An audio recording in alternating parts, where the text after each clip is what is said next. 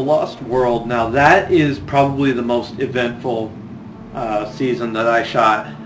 Initially started off as being a simple story like Fallen Order and Mask of Power. If you can even call Fallen Order, I think was a little too complicated for its own good. But the third season was originally just going to be another season like Fallen Order and Mask of Power, just my own little story, and it was going to be just this third little act. It was going to end the series and all that. But it evolved into something much more difficult, at least, if you can even do anything like that. But my original intent was, because in Masks of Power I had brought the characters who become the Toa and Aika together, it was going to become the Toa and Aika and stuff like that. But unfortunately, I did not own the Toa and Aika models, and when I went to when I looked on like eBay and places like that, it was too expensive. And Mask of Power and Fallen Order were just shot on no budget. They were just models that I had at my disposal that I had collected when I was younger. It came down to I didn't have the money, I didn't have the models, so I just decided to scrap what I had originally planned and start over. And I decided to, instead of using the Toa and Aika, I should try to find a way to bring back the Toa Nuva, because at that time I had finally read up that the Toa Nuva were in another storyline beyond the 2003 storyline. So in a way to kind of make amends, I decided to try to come up with a way to bring the Toa back, and that can be what the story of the third act will be, trying to bring the Toa back. The best idea I came up with was to use the Mask of Time, but then I was thinking, like, time travel is a really complicated thing. It's really so I guess the best way to explain time travel would be to take let's take two movies that are well known that deal with time travel. So like Harry Potter and the Prisoner of Azkaban versus time travel in Back to the Future. In Azkaban, when Harry and Hermione go back in time, it doesn't really matter what happened in the past that can change the future. The future, everything is a fixed event. So like when they were going through at present time, Harry gets hit in the head by a rock that comes through Hagrid's window. But then when Harry and Hermione go back into the past, Hermione is the one who threw the rock. So when they went back into time and Hermione throwing the rock, that had already happened the first time through. So everything is a fixed event. No matter what happens, nothing is changed by going back in time, because there is no way to change it. It's a fixed event. But in like Back to the Future, you have Marty, who goes back in time, accidentally interacts with his parents and prevents them from getting together, and then by way of like the domino effect, it prevents them from meeting. Well, not from meeting, but it prevents them. Well, yeah, it does prevent them from meeting. It prevents them from getting married, and it prevents them from having children. So Marty basically almost erased his entire existence by going back in the past. So if I was going to do a time travel, it would probably be most logical to do like a Back to the Future time travel, because if I wanted to go back in time and try to save the Toa, if it's like a Harry Potter fixed event kind of thing, then there's really nothing that can be done. No matter what they do in the past, it's a fixed event. It cannot be changed. So it would have to be like Back to the Future. Another thing that really worked out as well was the fact that the Turaga in Fallen Order were afraid that the Masks of Power were going to be used to resurrect Makuta.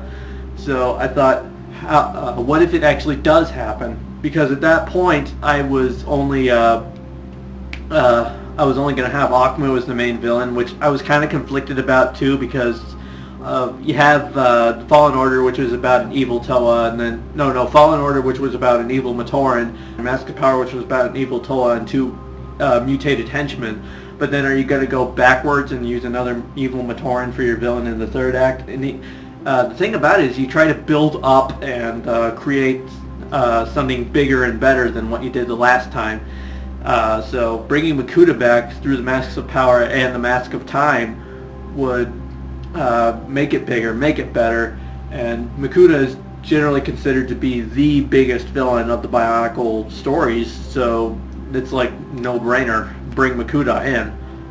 And Akamu could be like how Makuta returns, because Akamu can use the Mask of Time to bring him back. And then that can also be how and why they need to bring the Toa back, because Makuta is back and now they have nothing to do. There's no Toa. Filming The Lost World was a bit of a different experience as well, because Fallen Order and Mask of Power had all been shot and everything before Sam's Comics got picked up by the film club. But then when I started working on Lost World, by then it wasn't even called Lost World. It was called it was originally called Enika, and that's what it was still being called, as kind of like just something to call it. When comics got picked up by the film club, production for Lost World halted, and I had only shot parts of scenes in one entire scene, which was the scene between Anu and Patu fighting at Kaini Nui. That had been completely shot, but everything else that had been filmed before then was just a partial. After Sam's Comics, I returned to Lost World and scrapped pretty much everything that had been written and everything that had been filmed, except for the Anu and Patu scene. Those were kept, but everything else was scrapped, and I started over. I kept the same story, but there were lots of things that I changed, because originally there was going to be the character Maku was going to be in it, and I decided that she was just an added beat that didn't make sense. And Tepu was going to be in it, and I decided he was an added beat and he didn't make any sense to the story. And I really wanted this to be a really concise story, make it really more simple and everything like that. Of course, I ended up making it like with the added success of Fallen Order now as a completed film, and then Mask of Power as a completed film up on YouTube, and my subscription rate went up through the roof at that point. I decided that, you know what, why should I deliver anything less than, why should I just settle for this concise, simple story for the third act? I should make this the best dang thing ever, especially since Lost World was meant to be the last one. So I decided that this had to be the best stop-motion film I could possibly make. And by doing that, I decided I'm going to bring in more people to do voices. I'm going to expand places they go. I'm going to do all these things. So that was the main reason the script was redone.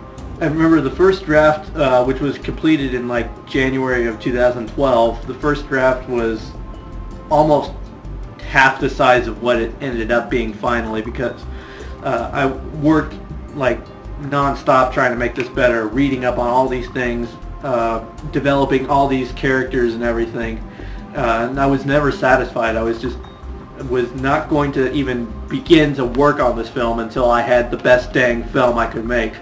I had my buddy Carl, who was in Sam's Comics. He was going to be doing a couple voices, and Shannon, who was also in Sam's Comics, and I had also was in the drama club at college with her, and I had been in a play that she directed. She was going to be in to do a voice, and with her she brought her boyfriend Frank, and he was going to do the voice of Tahu, and Carl also recommended his friend Lauren for a voice, and she was going to do Gali, and finally I had something that I felt proud of and I knew people would love. That was Lost World in a nutshell.